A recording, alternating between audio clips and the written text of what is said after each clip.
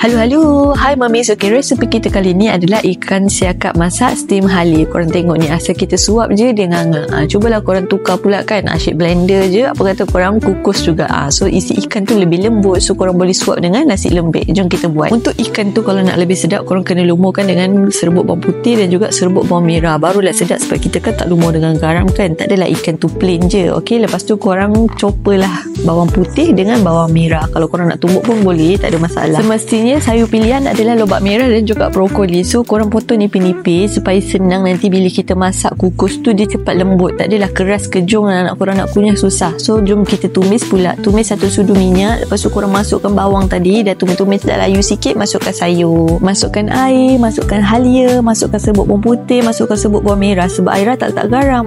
So yang ni lah yang buat merasakan kuah steam kita tu. Lepas tu masukkan juga 1 sudu kecil minyak bijan, jangan banyak sebab flavor dia so strong. Agak-agak kuah dia dah siap, masukkan dekat dalam ikan tu, tuang je semua. Lepas tu korang letaklah daun bawang dengan daun sup nak bagi lagi sedap. Lepas tu kukus ni 15 ke 20 minit bergantung pada ikan tu. Dah siap. Selamat mencuba mamis.